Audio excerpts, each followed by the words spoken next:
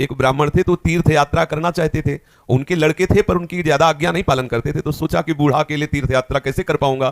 तो एक गरीब ब्राह्मण का लड़का था, उससे कहा कि भैया तू इधर उधर नौकरी के लिए भटकता, अगर तू मुझे तीर्थ यात्रा करवा दे तो मैं तेरी खान पान की व्यवस्था और धनराशि भी दे दूंगा। तो ब्राह्मण ने कहा चलो अच्छा है, आपके साथ तीर्थों का भी दर्शन होगा।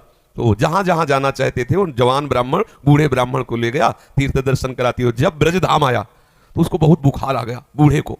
उसने बहुत सेवा की, जैसे मतलब माता अपने बच्चे की सेवा करती है, ऐसे सब सेवा की उस जवान ब्राह्मण ने। बड़ा द्रवित हुआ बूढ़ा ब्राह्मण, धनी ब्राह्मण था वो। तो गोपाल जी के दर्शन जब करने गया तो उसने कहा बेटा तुमने बहुत सेवा की है, तुम्हें क्या दे सकता हूं? मेरे एक बेटी है, बहुत सुंदर है बेटी, और बहुत धन संपत्ति है, मैं तुम्हें दूंगा। बोले देखो बाबा तुम तो यहां बोल रहे हो, घर में तुम्हारे जवान लड़के हैं, हमारी पिटाई करेंगे। बोले हम गोपाल जी को साक्षी करके कहते हैं कि अपनी बेटी का ब्याह तुम्हारे से करवा दूंगा और संपत्ति भी दूंगा। बात हो गई। तीर्थ यात्रा करवा के जब घर पहुंचा तो बूढ़े की हिम्मत नहीं कि बात कर सके लड़कों के सामने, क्योंकि बेचारा गरीब ब्राह्मण का लड़का महीना भर सोचता रहा कि कभी ना कभी तो सूचना दे। वो तो सूचना नहीं, तो घर गया उनके और बोला देखो बाबा आपने कहा था कि तुम्हारा, तो लड़कों ने धक्का लगाया और 2-4 थप्पड़ लगाए कि तेरी सामर्थ्य क्या है कि तू मेरी बहन से ब्याह करने की बात सोच सके। बोले नहीं बाबा ने कहा था। अब लड़कों की वो स्वरूप देख करके बाबा बदल गए। उनका हमें नहीं याद है कि हमने कुछ कहा था। अब उसने कहा अरे नहीं तुमने तो गोपाल जी के सामने कहा था। उनका हमें याद ही नहीं कि हमने तुमसे कुछ कहा है। पीट के भगा दिया। अब उस लड़के को इस बात का बुरा लगा कि तीर्थ यात्रा करके आया और कह रहा कि मुझे याद नहीं है। अब मैं अपनी तरफ से तो कहा नहीं था ब्याह करने की, और इसने हमारा अपमान भी करवाया, अब तो ब्याह करके ही रहेंगे। उसके जिद चढ़ गई। उसने पंचायत बुलाई और पंचायत में कहा कि इसने हमें तीर्थ यात्रा के लिए प्रेरित किया, तीर्थ यात्रा ले गया, मैंने इसकी सब सेवा की, इसने ठाकुर जी के सामने मेरे ब्याह की बात कही। तो बोले कोई और गवाही दो तब बात बनेगी। बोले गवाही में तो केवल हम ही और ये बुढ़ा और ठाकुर जी थे। तो बोले अब भाई गवाही तो दो में क्या, तुम जो कह रहे हो कि इन्होंने कहा वो कह रहे नहीं कहा, तो तीसरा चाहिए। वो तीसरे में तो ठाकुर जी थे। तो बोले अगर गवाही दे दें तो ब्याह हम जबरदस्ती करवा देंगे। पंचायत पहले लगती थी गांव में, जैसे होता है ना न्यायालय, तो छोटा मोटा न्यायालय समझो गांव का, पंच लोग जो निर्णय कर देते थे फिर वही होता था। तो बुढ़े से कहा, तो बुढ़ा राजी हो गया क्योंकि उसे पता था गोपाल जी थोड़ी आएंगे।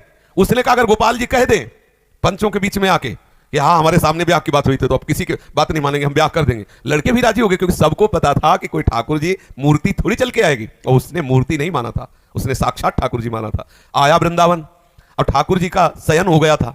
अब वहां से अब वो बहुत परेशान कि अब कल तक हम रुके फिर ठाकुर जी से बात करें तो ऐसा। अब दरवाजा बंद थे, खटखटाया क्योंकि उसके लिए मूर्ति थोड़ी है, और कहा सुनो गोपाल जी हम तुमसे पूछने आए कि वो जो वृद्ध ब्राह्मण था उसने कहा था कि नहीं तुम्हारे सामने ब्याह की बात। 2-4 बार आवाज लगाई तो वहां से तो कोई उत्तर नहीं आया। फिर बहुत जोर से बोला भड़बड़ा के देखो हम तुम्हें चैन से सोने नहीं देंगे, हम पैदल चल के आए, भूखे हैं और आप ब्याह की समस्या है और आपको इसका उत्तर दे। छोटी मोटी बात होती तो छोड़ देते, ब्याह की बात है। ठाकुर जी ने अंदर से कहा मूर्ति कहीं चलती है, वहां चल के जब बोले मूर्ति बोलती तो चलेगी क्यों नहीं। ठाकुर जी फंस गए। ठाकुर जी ने अंदर से कहा कि कहीं मूर्ति वहां जाके थोड़ी उड़ीसा में वहां जाके साक्षी थोड़ी देगी, मूर्ति चलती थोड़ी है। बोले महाराज जब मूर्ति बोलती है तो चलेगी क्यों नहीं। अब ठाकुर जी विवश हो गए। ठाकुर जी बाहर निकल के आए और सब सेवक लोग सुला के गए थे। समझो कितना भाव में दम है। उसने देखा बहुत सुंदर गोपाल जी साक्षात ठुमुक ठुमुक कर करके आए, नौ किशोर।